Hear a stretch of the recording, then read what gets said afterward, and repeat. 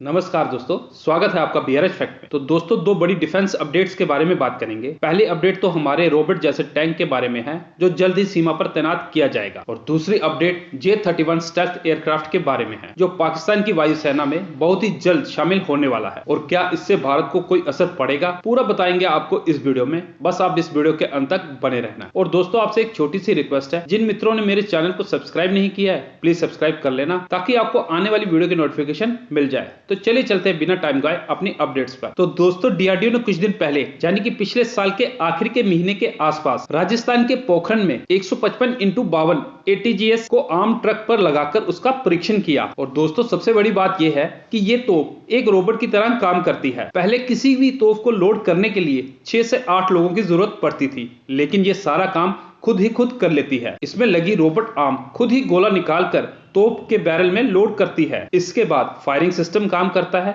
इस पूरी तोप को माउंटेड गन सिस्टम कहते हैं और सेना को ऐसी 800 से ज्यादा तोपों की जरूरत है। इस तोप की रेंज की बात करें तो 45 किलोमीटर बताई जा रही है। ये हर 1 मिनट में 6 गोले दाग सकती है। जो इस तोप का ट्रक है वह 90 की स्पीड से चल सकता है, यानी कि इस ट्रक को बॉर्डर पे ले जाने के लिए कम समय लगेगा। दोस्तों, 155 mm 45 कैलिबर हॉर्जर साल 2019 में भारतीय सेना में शामिल हुई थी। ये वो फोर्स का स्वदेशी वर्जन है। फिलहाल सेना के पास 12 धनुष हैं। 114 का ऑर्डर दिया हुआ जो डिलीवर भी हो रही हैं, और इन्हें ऑपरेट करने के लिए 6 से 8 क्रू लगते हैं। गोले की रेंज 38 किलोमीटर है। ब्रस्ट मोड में ये 15 सेकंड में 3 राउंड दागती है। इंटेंस मोड में 3 मिनट में 15 राउंड और सस्टेन मोड में 60 मिनट में 60 राउंड। दोस्तों, इसके साथ हमारे पास और भी तोहफे हैं, जैसे कि M46 Sharang, K9 वर्जटी, ATAGS, M77 हौजर और कल्याणी ग्रुडा। दोस्तों, कल्याणी ग्रुडा 105 mm 27 कैलिबर की लाइट गन है और इसे किसी भी ऊंचाई वाले स्थान पर ले जा सकते हैं, जैसे सिक्किम या अरुणाचल प्रदेश। इसकी टेस्टिंग चल रही है।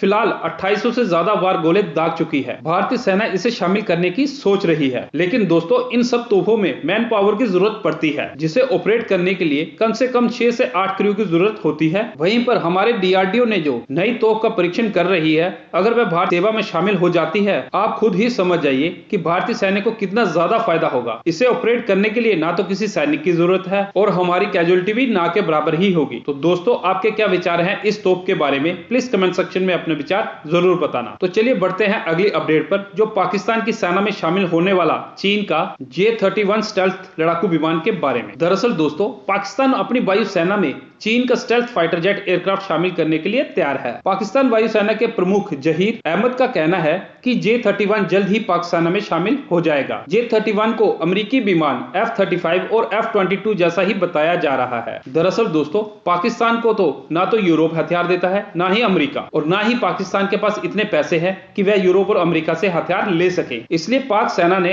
हाल के समय में ही चीन के हथियारों में खासा इंटरेस्ट दिखाया है। साल 2021 के दिसंबर के महीने में चीन के साथ 25 J-10 CE ड्रोन की डील की थी, और अगले साल यानी कि 2022 के मार्च के महीने में पाकिस्तान वायुसेना के बेड़े में 6 J-10 CE ड्रोन का पहला बैच शामिल हुआ था। इसके अलावा 150 चीन पाकिस्तान JF-17 थंडर एयरक्राफ्ट भी पाकिस्तान सेना का हिस्सा बन चुके हैं। दोस्तों, J-31 का निर्माण शेनजंग एयरक्राफ्ट कॉर्पोरेशन कर रहा है। ये डबल इंजन वाला single seat 5th generation fighter jet है, और इस एयरक्राफ्ट की फंडिंग शिंगजान एयरक्राफ्ट कॉर्पोरेशन ने ही की है। तो दोस्तों, अब देखने वाली बात यह है कि भारत पर इसका क्या असर पड़ेगा। देखा जाए तो J-31 के पाक सेना में शामिल होने से पाकिस्तान की सैन्य ताकत में बड़ा इजाफा हो सकता है, जबकि भारत के पास फिलहाल 5th जनरेशन का कोई स्टेल्थ फाइटर जेट नहीं है। हालांकि भारत में स्वदेशी स्टेल्थ फाइटर जेट पर काम चल रहा है, और जिसकी 2030 से पहले सेना में शामिल होने की उम्मीद नहीं है। एडवांस मीडियम कॉम्बैक्ट एयरक्राफ्ट यानी कि एमका भारत का स्वदेशी स्टेल्थ फाइटर एयरक्राफ्ट होगा, और वैसे भी भारत के पास S-400 जैसे एयर डिफेंस सिस्टम मौजूद हैं। तो दोस्तों, कहा जाता है कि दुश्मन को कम नहीं आंकना चाहिए, इसलिए चीन के इस फाइटर जेट का तोड़ निकालने के लिए अपने एमका को जितनी जल्दी हो सके इतनी जल्दी तैयार कर लेना चाहिए। और वहीं पे अगर हम पाकिस्तान की बात करें कि पाकिस्तान के पास अभी चीन के द्वारा बनाए गए कौन से लड़ाकू विमान है, तो मैं आपको बता दूं कि पाकिस्तान के पास चीन के 2 लड़ाकू विमान F-17 और J-10C हैं। F-17 का निर्माण पाकिस्तान और चीन ने संयुक्त रूप से किया है। इसकी असेंबलिंग पाकिस्तान में होती है और सारे कल पुर्जे चीन एवं अन्य देशों से मंगवाए जाते हैं। बस आप इतना मान के चलिए